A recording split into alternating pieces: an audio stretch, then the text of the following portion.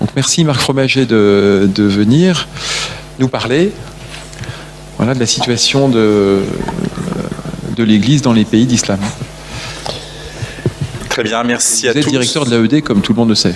Directeur de l'AED, l'aide à l'Église en détresse. Je vois qu'on est parfaitement à l'heure, puisque je devais parler à 14h30. Il est 14h31. Merci à tous d'être venus, malgré le très beau temps qui fait qu'on aurait plutôt envie d'aller au Sable d'Olonne.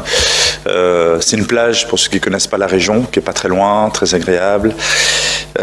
On m'a demandé effectivement de parler de la situation du monde musulman. Je crois que c'est ça. Je regarde à nouveau. Situation de l'islam dans le monde. Alors, ce que je vous propose de faire, c'est évidemment très rapidement un tour d'horizon de la planète musulmane, on va dire, mais très rapidement pour arriver au constat qu'en fait l'islam est profondément en crise et que on va essayer de comprendre pourquoi il est en crise et quel avenir, quelles options se présentent aujourd'hui aux musulmans. Pour moi, il y en a trois. C'est ce que j'appelle les trois ismes du monde musulman. Le radicalisme, et on le voit bien qui est à l'œuvre aujourd'hui de manière manifeste, y compris chez nous. L'athéisme, dont on ne parle pas beaucoup encore, mais qui est en train de prendre des proportions très importantes dans le monde musulman. Et enfin, le christianisme.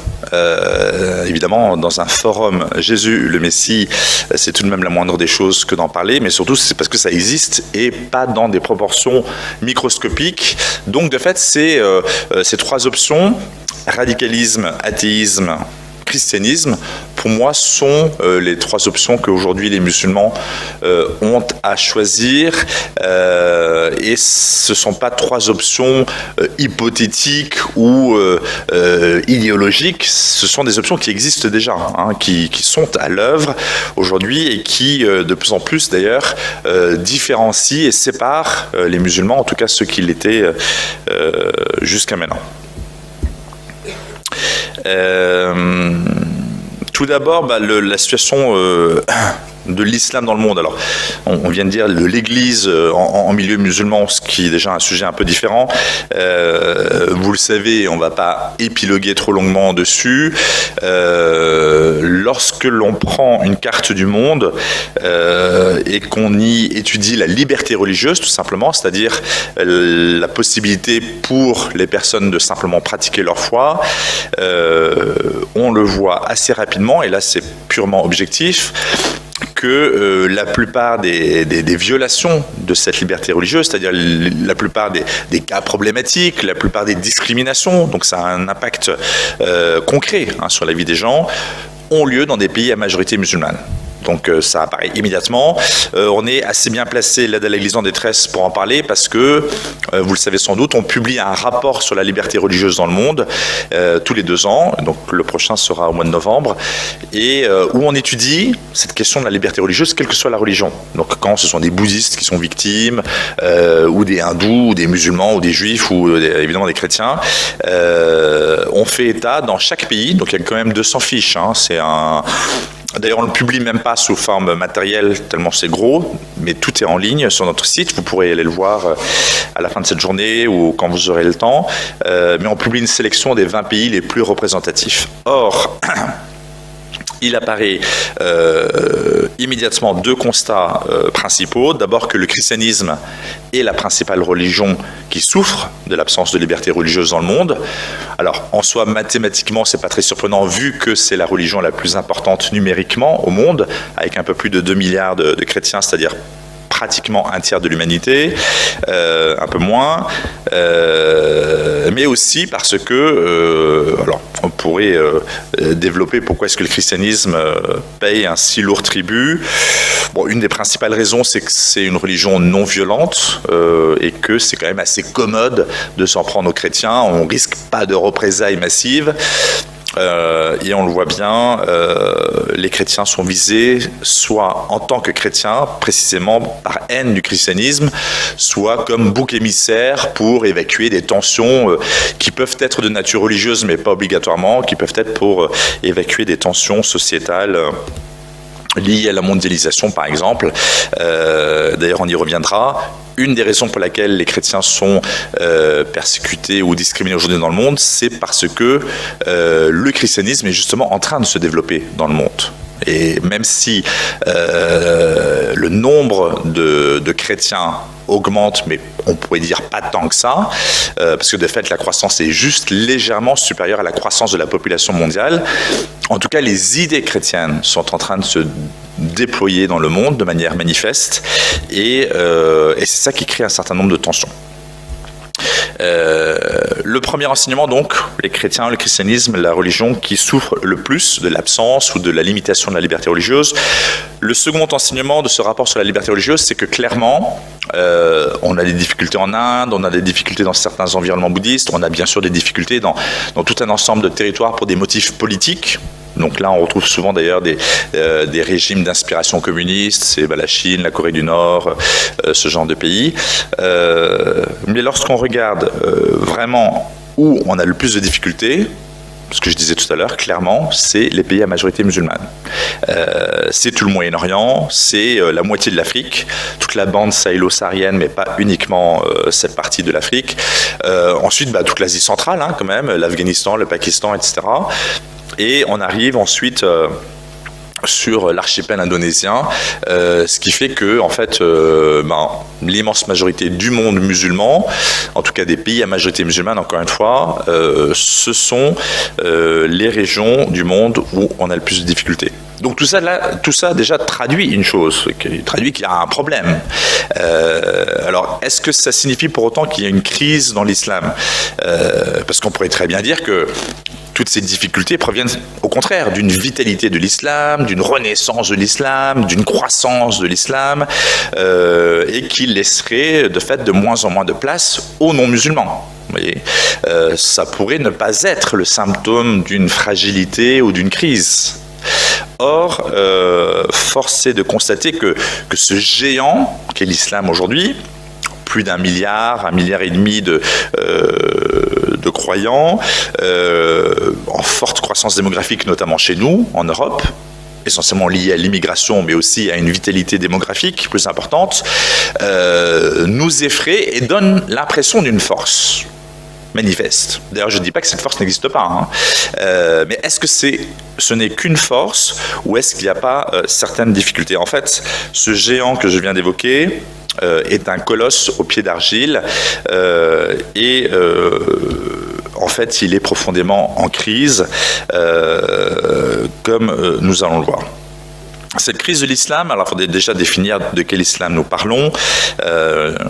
J'ai commencé mon propos en parlant des 3 ismes. Alors vous auriez pu dire, il évoque sans doute les 3 branches principales de l'islam, le sunnisme, le chiisme et l'ibadisme, essentiellement au sultanat d'Oman. Mais ce n'est pas de ça qu'il s'agit. Le radicalisme, l'athéisme, le christianisme que j'évoquais. Cela étant, de fait, la crise à l'intérieur du monde sunnite et du monde chiite n'est pas tout à fait comparable. Et la crise est sans doute plus profonde dans le monde sunnite que dans le monde chiite, même si on ne doit pas enjoliver la situation essentiellement iranienne, puisque c'est là que la plupart des chiites dans le monde sont, et la situation en Iran est suffisamment catastrophique et ne tient d'ailleurs que par la force, ce qui montre bien qu'ils sont également dans une crise profonde en fait. Cette crise de l'islam, selon moi, se traduit donc par une radicalisation de l'islam et aussi par ces 2 autres options que j'évoquais, c'est-à-dire en fait des sorties de l'islam, soit vers l'athéisme, soit vers le christianisme. Cette crise, elle est assez perceptible un peu partout dans le monde musulman, où tout est régi en fait quand même par la contrainte. Ça veut dire que le premier constat qu'on peut faire, c'est qu'il n'y a pas de liberté de changer de religion, il n'y a pas de liberté de quitter l'islam. Alors vous me direz, ça existe depuis le début de l'islam de fait, mais peut-être que la tentation d'abandonner l'islam était moins forte auparavant. parce que les gens étaient moins en contact, moins au courant de ce que les autres personnes pouvaient vivre, et donc il y avait peut-être une tentation moins importante. La seconde raison, sans doute, c'était que chacun vivait dans son coin, qu'il n'y avait pas ce rapport qui est engendré par la mondialisation, par, encore une fois, le fait que la planète soit devenue un village et que tout le monde se soit en fait rapproché, paradoxalement, et qui crée cette tension. Alors je vous propose de passer de l'un à l'autre, peut-être en commençant par les options sans doute numériquement les plus faibles, en allant vers la plus importante qui est la radicalisation de l'islam, sans doute. Le christianisme, alors je ne suis pas en train de dire qu'il y a moins de musulmans qui deviennent chrétiens que athées, mais sans doute que c'est sans doute possible. Quoi qu'il en soit, là on n'est pas en train de décerner des prix ou de faire une catégorisation stricte. Le christianisme concerne tout de même pas mal de personnes. Alors on n'a pas de statistiques très fiables de conversion de musulmans au christianisme, c'est de ça que nous parlons, mais des chiffres circulent. On voit pas tellement pourquoi ils seraient particulièrement gonflés ou sous-évalués, au contraire. Par définition, un musulman n'a pas le droit de quitter sa religion. L'apostasie est théoriquement punie de mort, et ce n'est pas toujours que théorique. Donc, humainement parlant, l'intérêt pour un musulman de se convertir au christianisme est quand même assez faible. Alors, vous me direz, il y a des conversions de chrétiens à l'islam, notamment en France, et sans remettre en cause la sincérité de ces gens, on s'aperçoit tout de même qu'à chaque fois, il y a un intérêt humain. Souvent, ce sont des mariages mixtes, des hommes qui épousent des maghrébines. Et un homme doit forcément se convertir à l'islam pour pouvoir épouser une musulmane. Ou alors ce sont des personnes qui vivent dans des environnements qui sont déjà fortement islamisés et où le fait de ne pas être musulman commence à vous compliquer la vie de manière assez certaine. Ou alors des personnes qui sont un peu paumées et qui ont besoin d'un repère identitaire fort. Et de fait, l'islam propose ça.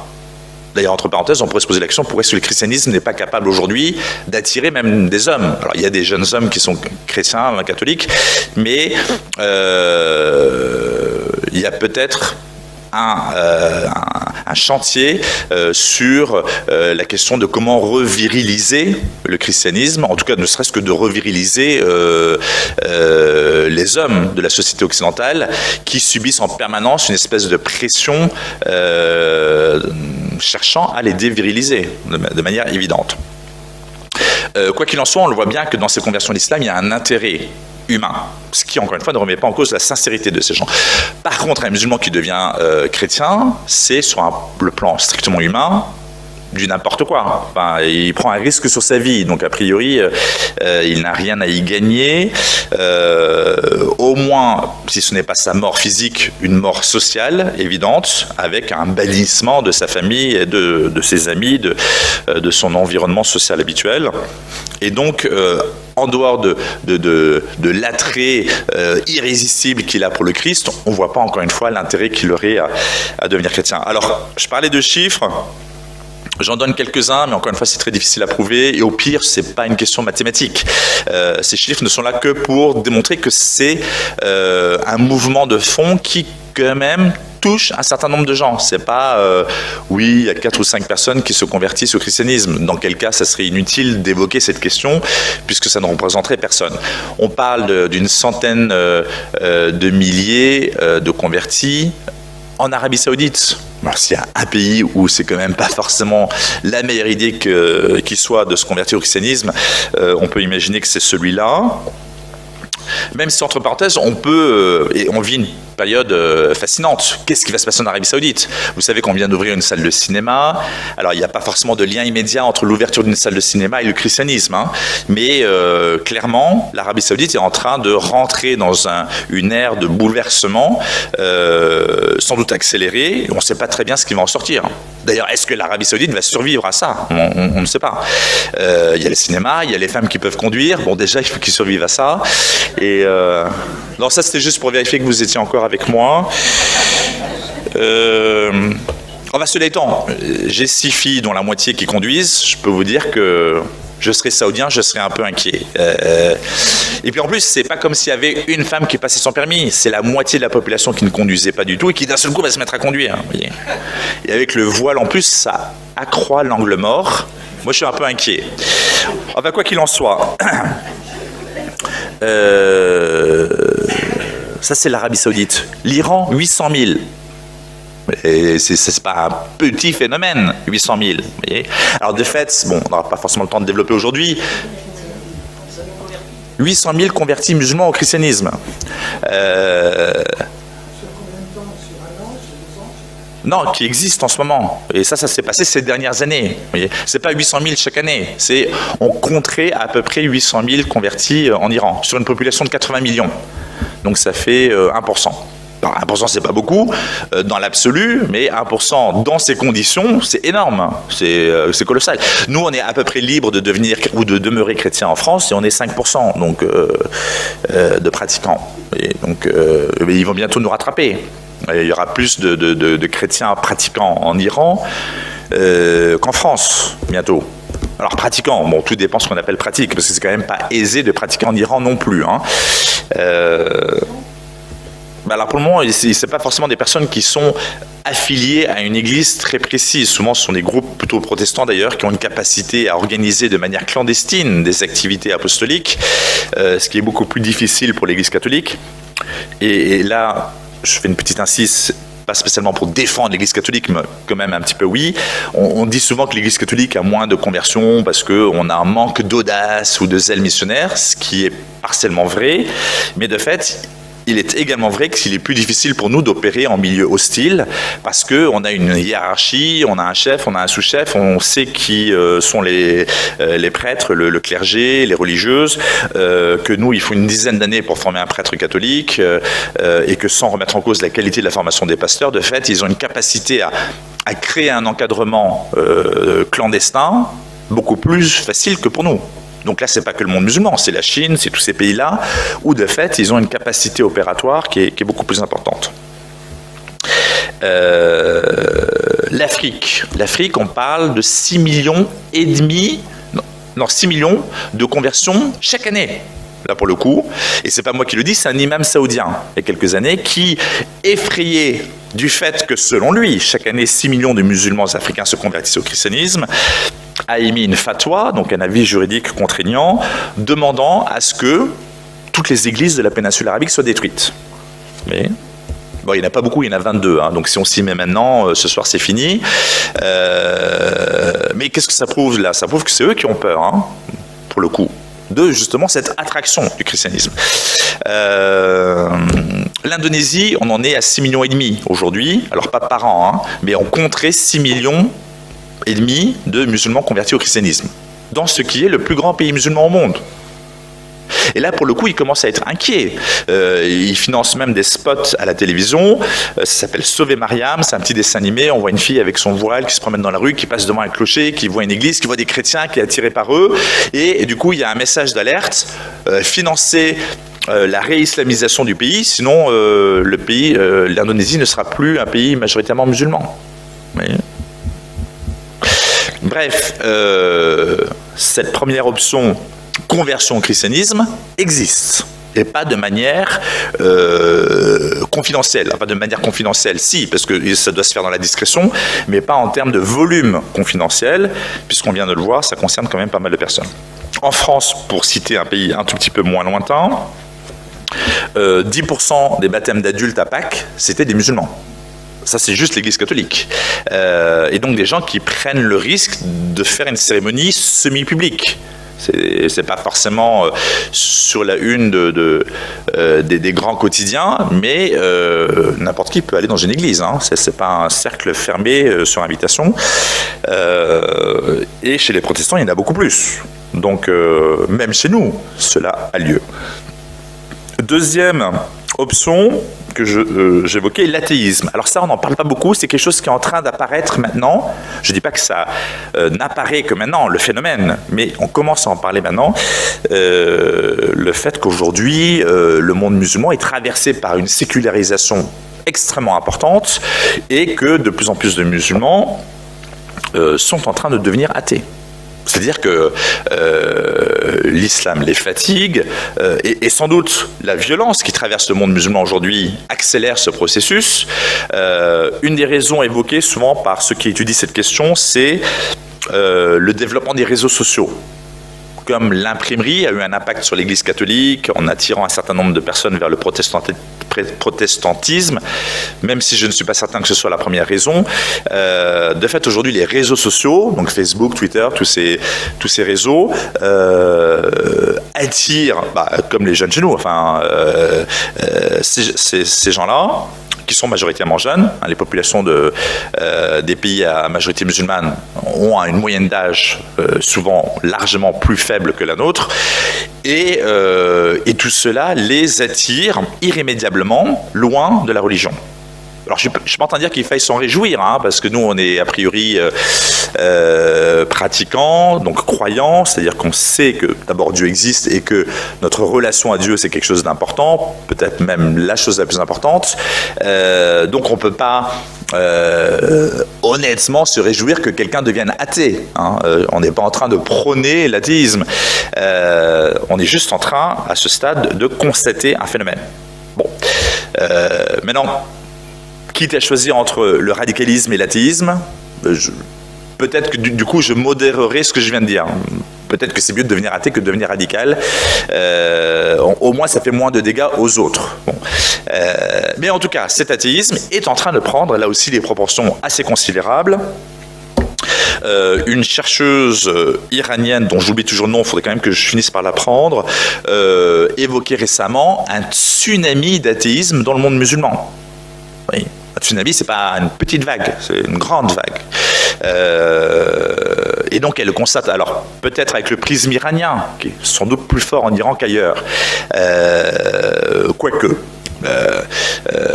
Mais c'est quelque chose qui traverse le monde musulman en tant que tel. Elle ne parle pas de l'Iran ou du monde chiite, oui, le monde musulman. En guise d'illustration, regardez ce qui se passe en Égypte. Un député a proposé un projet de loi au mois de décembre, donc c'est récent, décembre 2017, visant à criminaliser l'athéisme.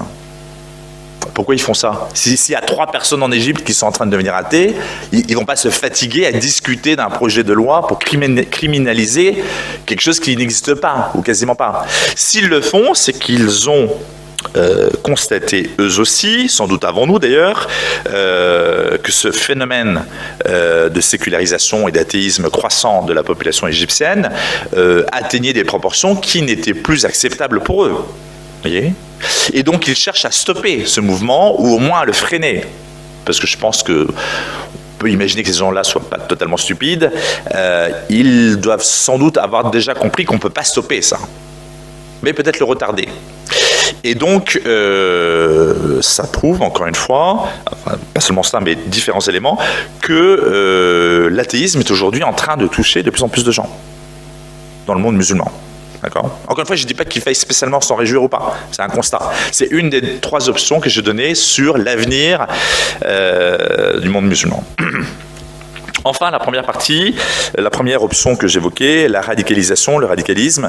Et là, bon, il n'y aurait pas forcément besoin de parler trop longuement pour le démontrer. Il suffit de lire le journal tous les jours ou de constater ce qui se passe dans le monde, que ce soit chez nous d'ailleurs ou dans les pays à majorité musulmane.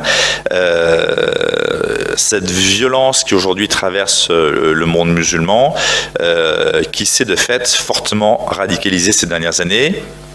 Pourquoi un lien entre la violence et le radicalisme? C'est pas moi qui l'organise idéologiquement, ce lien. C'est le constat objectif, encore une fois, de ce qui se passe sur le terrain.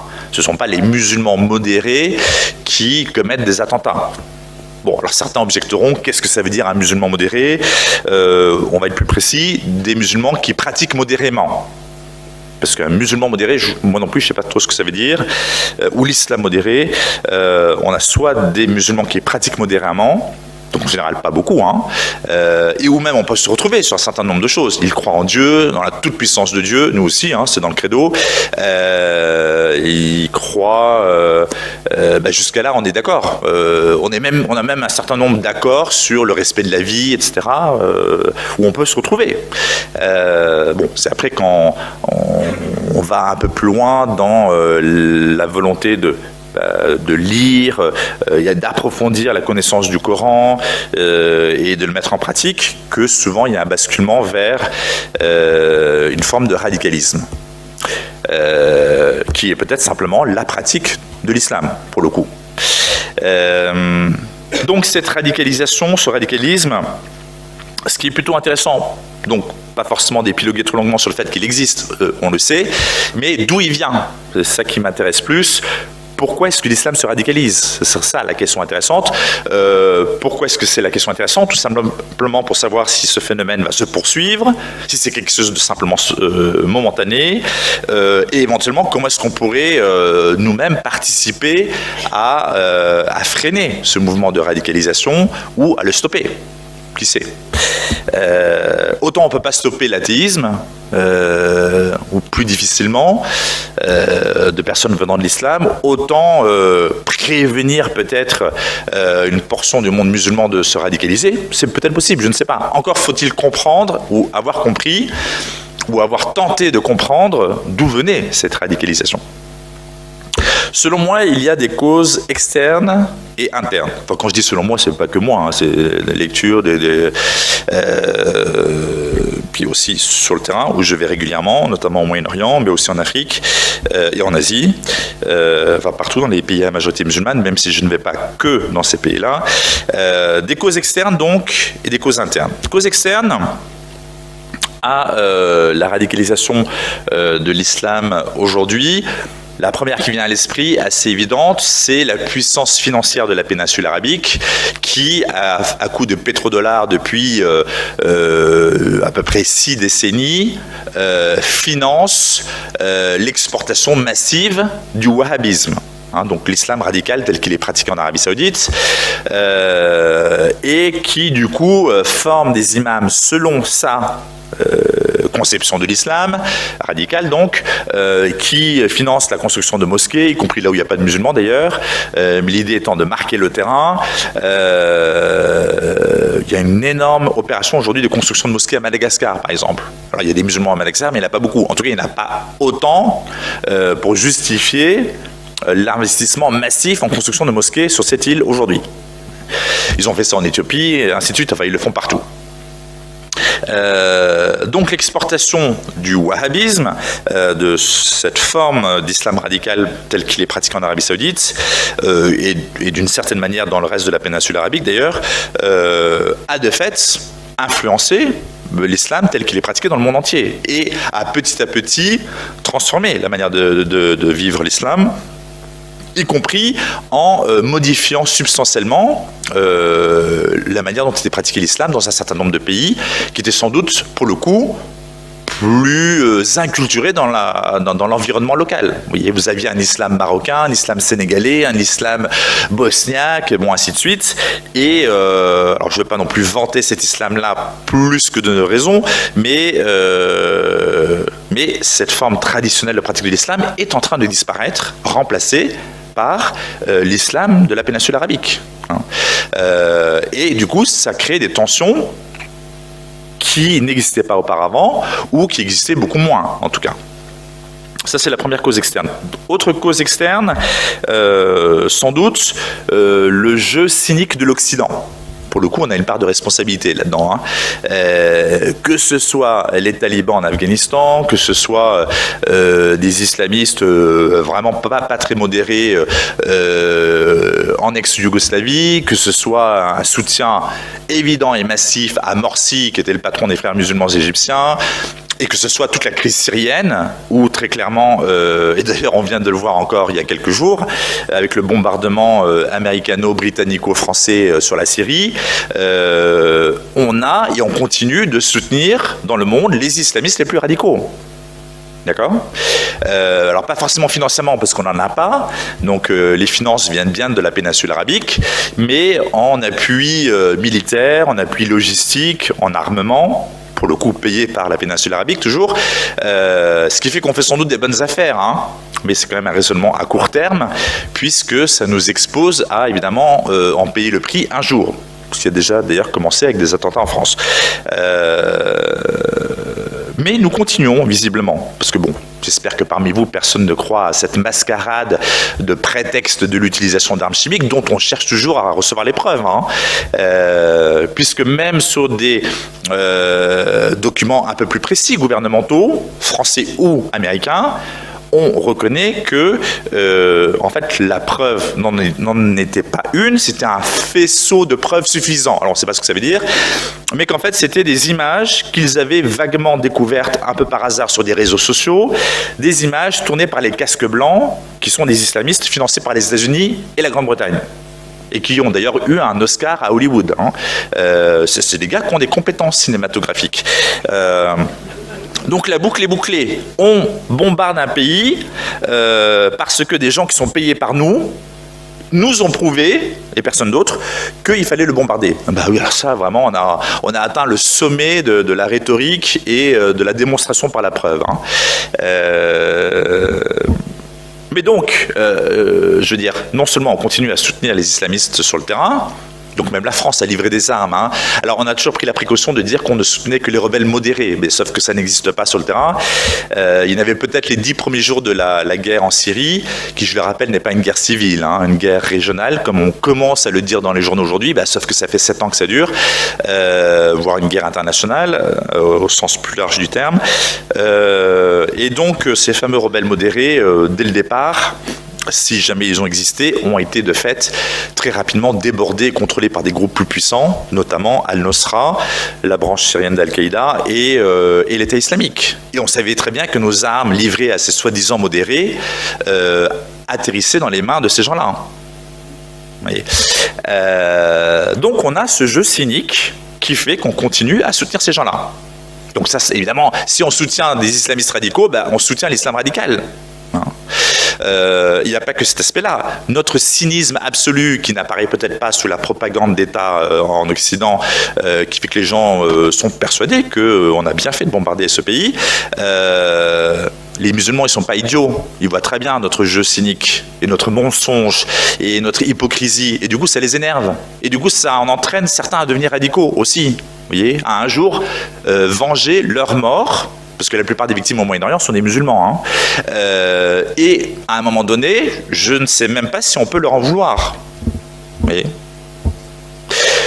Et l'islam radical, il n'est pas seulement soutenu dans ces pays-là, il est soutenu chez nous, puisqu'on ne dit rien sur les salafistes et autres extrémistes au niveau local, municipal, départemental, pour ne pas perdre les élections. D'une manière générale, on est soumis au bon vouloir des pays qui exportent l'islam radical, l'Arabie Saoudite et le Qatar, parce qu'on a besoin de leurs investissements, on a besoin qu'ils achètent nos armes, on a besoin qu'ils rachètent notre dette, et on est en fait soumis déjà aux musulmans radicaux de chez nous, parce qu'on a besoin du vote musulman. Donc, quel que soit le bout par lequel on le prend, on est déjà dans un processus, pour le coup, de soumission, et à pas n'importe quelle partie de l'islam, mais bien à l'islam radical. Donc ça ne va pas aider l'islam à se guérir éventuellement, si jamais c'était possible, de l'islam radical, puisque, encore une fois, c'était la deuxième cause externe. Nous participons à ça. Cause interne, maintenant, c'est un peu plus intéressant encore. Selon moi, il y en a 3. Alors, j'ai trouvé un peu ces idées dans un livre qui est excellent, que je ne saurais que vous conseiller. Bon, c'est moi qui l'ai écrit. Guerre, pétrole et radicalisme. Les chrétiens d'Orient pris en étau. Il y a tout un chapitre là-dessus. Pourquoi l'islam se radicalise. Et mes 3... à l'époque, je n'insistais pas tellement sur notre complaisance et notre participation active. Ça, c'est quelque chose que j'ai développé un peu plus récemment. En tout cas, les causes internes, pour moi, il y en a 3 essentielles. Tout d'abord, une crise par rapport à la modernité, une crise par rapport à la mondialisation, et une crise par rapport à justement l'attraction du christianisme que j'ai déjà évoqué et sur lequel on passera rapidement. Il faut que je termine, alors je vais aller très vite. Crise par rapport à la modernité. Le monde musulman est totalement déconnecté par rapport à la modernité, se rend compte qu'il n'a rien, surtout le monde sunnite pour le coup, inventé depuis 1000 ans. C'est sans doute lié à la fermeture de l'ijtihad. À un moment donné, on leur a interdit de se poser des questions. De fait, ils ont bien fait, parce que si on commence à se poser des questions sur le Coran, il y a un moment donné, on voit la contradiction de manière évidente. En tout cas, je ne sais pas s'ils ont bien fait ou pas, mais ça a sans doute eu un effet stérilisant sur leur capacité à réfléchir. Et de fait, c'est pas eux qui ont inventé les avions, les iPhones, les missiles, enfin tous ceux dont ils se servent aujourd'hui. Mais c'est pas seulement technologique. Il n'y a pas de production littéraire, il n'y a pas de production culturelle, il n'y a rien. Or, ils savent qu'au début de l'islam, il y a eu une créativité, etc. Alors qui ne venait pas forcément d'eux, mais les premières communautés musulmanes ont eu l'intelligence de capter les richesses culturelles des territoires qu'ils avaient conquis. Les mathématiques indiennes, la philosophie, la médecine grecque antique, ainsi de suite. Bon. Et du coup, ils sont dans une espèce d'impasse parce qu'ils se rendent compte qu'ils sont totalement déconnectés. Ils veulent retrouver la baraka, cette bénédiction divine du début de l'islam. Et du coup, ils se radicalisent en cherchant à retrouver ce que vivaient les premiers musulmans, les pionniers de l'islam, donc d'où le mot salaf, qui veut dire ça, les pionniers, les premiers compagnons de Mahomet, et tout faire comme Mahomet, qui est par ailleurs leur beau modèle. Donc c'est normal, si on est musulman, c'est normal de vouloir imiter le fondateur de l'islam. Et donc ils vont s'habiller comme on s'habillait à l'époque au 7e siècle dans la péninsule arabique, ils vont se raser d'une certaine manière, ils vont traiter les femmes comme on les traitait à l'époque de Mahomet, ils vont prendre des femmes qui sont quand même relativement jeunes en général. À Mossoul, on vendait des filles de 8 à 12 ans. Et ce n'était pas pour faire le ménage.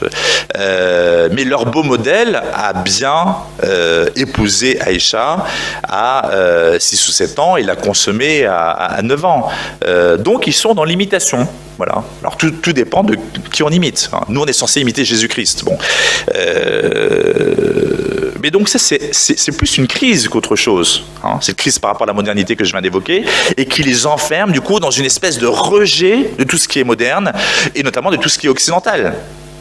En Afrique, Boko Haram, ça veut dire quoi? Ça veut dire les livres sont interdits. Tous les livres, sauf le Coran. Et c'est un rejet de la civilisation occidentale. On n'a pas besoin d'aller au Nigeria. En Europe, les musulmans sont de plus en plus dans une séparation. Juste un exemple récent, ma fille qui est en 5e année d'école d'ingénieur, dans son groupe d'amis pendant ses années d'études, elle avait un musulman. Tout s'est super bien passé, mais c'était des amis. Et là, en fin de 5e année, d'un seul coup, il leur a dit, il y a 3 semaines, je suis désolé, je ne peux plus vous fréquenter maintenant, j'ai envie d'être un bon musulman, j'en ai marre de cette double vie, c'est terminé, on ne se parlera plus. Et après, ces gens-là, ils vont faire la victimisation en disant on ne nous aime pas, etc. Mais qui c'est qui l'a chassé? Et ça, c'est pas un gars qui est paumé au fin fond de la banlieue. C'est une famille intégrée qui est en 5e année d'école d'ingénieur. Mais on va aller où avec ça? Ça va être compliqué. Crise par rapport à la modernité. Je vais vite. Crise par rapport à la mondialisation. La mondialisation, qu'est-ce que c'est aujourd'hui? C'est une occidentalisation de la planète.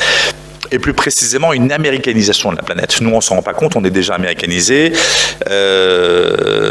Cette américanisation se diffuse, donc c'est le soft power, cette espèce de puissance culturelle diffusée par Hollywood, par les réseaux sociaux notamment. Dedans, il y a des choses étonnantes, mais il y a aussi des bonnes choses, parce que le fondement de notre culture reste nourri par le christianisme. Et donc on retrouve par exemple des valeurs comme l'égale dignité de tous. Nous, ça nous paraît normal. C'est pas normal dans toutes les cultures. Ou l'égale dignité, encore plus surprenant, j'espère que vous ne serez pas choqués, l'égale dignité entre l'homme et la femme. Bon, nous, on est habitués. Ça a mis du temps, mais voilà. C'est pas accepté partout. Pourquoi est-ce qu'en Inde, il y a une montée du fondamentalisme hindou? Mais parce que l'égale dignité de tous, ils ne veulent pas en entendre parler. C'est quoi cette histoire? Les élites, ils ont 700 millions d'esclaves à leur service infrahumains. Ils ne veulent pas les perdre. Et donc, ils sont totalement contre le message de l'Évangile, qui est en confrontation frontale avec l'organisation sociétale hindoue basée sur les castes. D'accord ? Et donc, les 2,3% de chrétiens, c'est-à-dire pas grand-chose, ont un impact suffisant aujourd'hui, essentiellement parce que les valeurs chrétiennes sont en train de se diffuser dans ce phénomène de mondialisation, ce qui conduit à un repli identitaire et à une montée du fondamentalisme religieux. Même chose chez les musulmans, notamment avec cette question de l'égale dignité de l'homme et de la femme, qui évidemment, c'est n'importe quoi pour eux. Or, ces valeurs-là sont en train de se diffuser chez leurs femmes aussi. Et donc, à un moment donné, ça crée une tension. Du coup, on rejette tout ça, on se radicalise. Troisième crise interne qui explique la radicalisation de l'islam, je l'ai déjà évoqué, l'attraction du christianisme, avec les chiffres que j'ai déjà évoqués, et du coup il y a une vraie tension pour eux, parce qu'ils se rendent compte que si ce n'est par la force, en fait ils ont perdu. Par la force démographique et par la force tout court en utilisant la violence, sur le papier, enfin sur le papier, pas que sur le papier, en vérité, en réalité, eh bien, même les musulmans sont en train de devenir chrétiens. Pas tous les musulmans, mais une partie d'entre eux. Et encore une fois, pas dans des chiffres particulièrement non signifiants, insignificatifs. Ouais. Insignifiant. Bah oui, tout simplement. Voilà, insignifiant. Donc voilà, triple crise, je termine parce que je suis déjà un tout petit peu long, triple crise interne par rapport à la mondialisation, la modernité et l'attraction du christianisme, tout ça avec le financement des pétrodollars et l'utilisation plus que cynique du soutien que nous faisons aux islamistes radicaux font que l'islam est en train de se radicaliser. Comment est-ce que ça peut évoluer ? Comment est-ce qu'on peut guérir l'islam de ce radicalisme ? Eh bien, on ne sait pas. Ce qui est intéressant, c'est qu'il y a quand même deux options de sortie, on l'a déjà vu, l'athéisme et le christianisme. Notre rôle, c'est bien sûr plutôt là où on est, d'agir humblement, discrètement ou pas, selon notre propre charisme, pour peut-être annoncer le Christ et pour que de plus en plus de gens puissent choisir cette troisième option du christianisme. Quant à guérir le radicalisme lui-même, eh ben, on ne voit pas très bien. De plus en plus de musulmans, enfin des penseurs, ils ne sont pas très nombreux, mais quand même. Alors des penseurs musulmans, il y en a sans doute beaucoup, mais des penseurs musulmans qui disent ce que je vais dire, il n'y en a pas forcément beaucoup ou on ne les connaît pas, que l'islam ne va pas survivre à cette radicalisation de l'islam qu'on est en train de connaître, et qui s'accompagne d'une croissance de la violence interne et dont on ne voit pas le bout. Voyez. Même si, je ne parle pas de l'impératrice, mais du président égyptien, va publiquement dire à Al-Azhar, la grande université coranique du Caire, mais qu'est-ce que vous avez fait ? C'est vous qui êtes responsable de cette situation. C'est vous qui avez enseigné les versets les plus violents du Coran. Comment se fait-il qu'1,5 milliard de musulmans veulent assassiner le reste de la planète ? Nous devons faire une réforme, sinon nous allons mourir. Et qui va faire la réforme dans le monde musulman ? Le premier qui lève la main, il est mort, et le deuxième aussi, et le troisième aussi, enfin je pourrais continuer assez longtemps. À la limite, espérons qu'ils trouveront la solution et quelqu'un qui puisse réformer l'islam, mais pour le moment on ne le voit pas. Et ce n'est pas du tout le mouvement qui est en train de s'opérer dans l'islam. Donc certains vont même jusqu'à dire que l'islam va imploser, ne survivra pas à ça. Alors, est-ce que c'est dans 10 ans ? Est-ce que c'est dans 20 ans ? Est-ce que c'est dans 100 ans ? On ne sait pas. Je rappelle toujours que l'été 1989, personne n'aurait parié un copec sur l'effondrement du communisme. D'ailleurs, le communisme n'est pas mort, il est très vivant en France.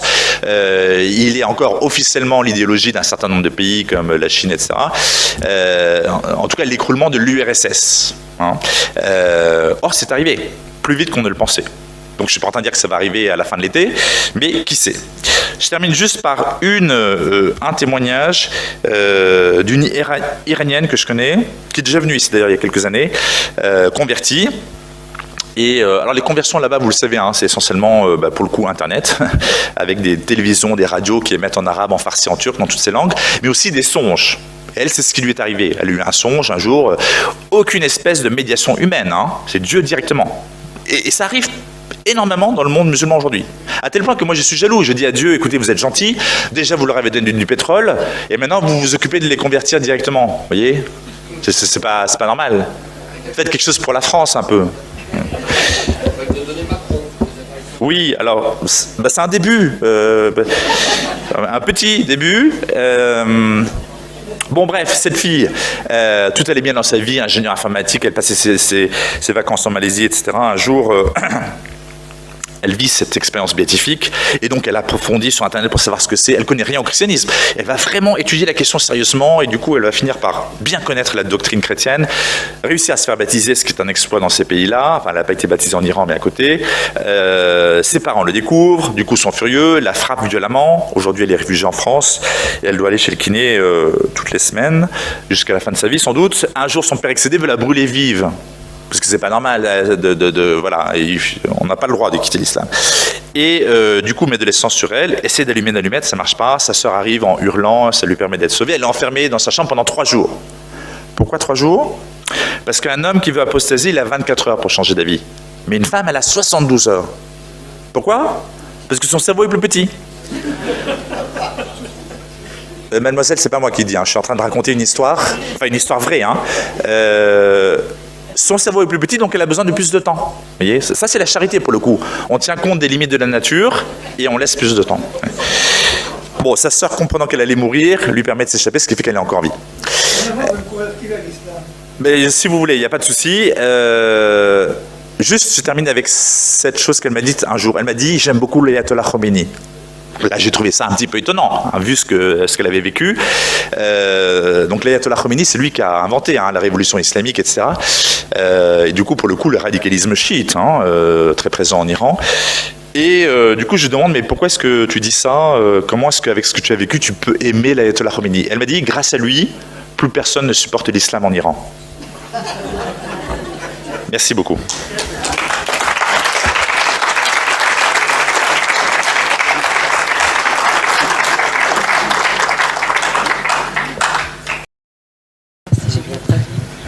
Bonjour, désolé de pas parler français avec Madame Najwa نتحدث. ولا احنا لما نتحدث يعني بلغة العموم هذا الشيء يعني ما يصير دقيق على الإسلام. Alors, je veux revenir sur un point quand vous parlez de l'islam. Il faut savoir que l'islam persécute surtout les chiites. Aussi. En fait, généraliser la persécution en islam, pour lui, c'est quelque chose d'aller trop vite. Et il veut souligner et insister sur la persécution par l'islam, d'abord des chiites. يعني المشكلة ليست مثل ما نقول الإسلام إسلام لا المؤسسة السياسية الإسلام السياسي. Et donc, du coup, la persécution, en fait, l'islam qui persécute, c'est surtout l'islam politique. Je traduis. Mais vous avez tout à fait raison, monsieur. Les deux communautés ne s'entendent pas depuis le début de l'islam d'ailleurs, puisque Ali, qui était le cousin et le gendre de Mahomet, qui devait être le premier calife, c'est-à-dire le successeur de Mahomet, a été évincé provisoirement par son beau-père, par un des beaux-pères de Mahomet, Abou Bakr, puis un autre beau-père, Omar, puis un autre gendre, Othman, tous assassinés, et Ali aussi d'ailleurs, gendre de Mahomet, et qui est enfin devenu le 4e calife, lui assassiné et ses fils également, dont les chiites commémorent le martyr pendant la fête de l'Ashura. Et donc cette fitna, la division au sein de l'islam, elle existe depuis toujours, avec des hauts et des bas, et aujourd'hui elle est paroxystique. Et de fait, la plupart des victimes aujourd'hui d'attentats au Moyen-Orient, ce sont des musulmans tués par d'autres musulmans, et proportionnellement sans doute plus de chiites par les sunnites que le contraire.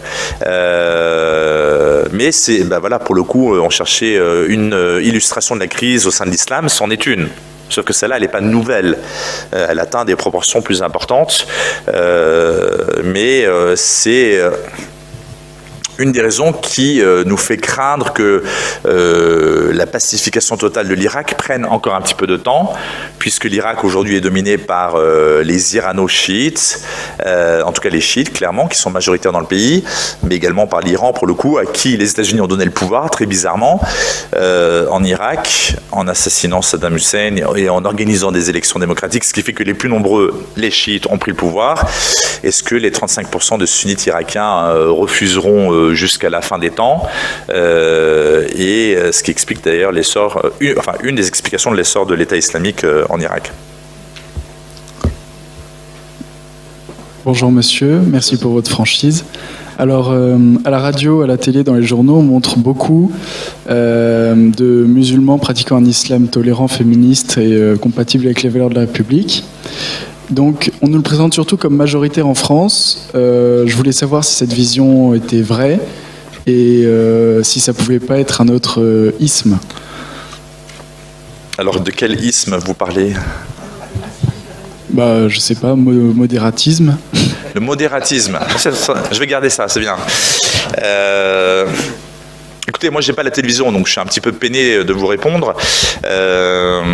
Mais il vient d'y avoir une étude assez exhaustive faite par 2 chercheurs du CNRS qui sont a priori peu suspects de penchants idéologiques incorrects et qui ont, je crois, sur 3 ans, interviewé 7000 jeunes musulmans en France de 14 à 16 ans, et ce qui ressort très clairement, c'est plutôt l'illustration que je donnais tout à l'heure de cet ami de ma fille aînée d'école d'ingénieur, avec des gens qui sont en train de vraiment s'éloigner du reste de la communauté, enfin de leurs compatriotes, des habitants français, des Français, des habitants de notre pays, et donc cette vision présentée par les médias est sans doute légèrement optimiste. Alors après, ça peut avoir une vertu pédagogique, parce que ce qui passe à la télé est considéré comme vrai par les gens. Et donc on peut imaginer, espérons, que ça peut être un impact pour certains musulmans hésitants à considérer que si la plupart des gens sont modérés, ils ont plutôt intérêt à rester modérés eux aussi. On peut imaginer que c'est peut-être dans ce sens-là que ce genre d'information est diffusé par la télévision. Espérons. Ou alors ça peut être pour endormir les gens et continuer à leur faire croire que tout va bien. Monsieur ?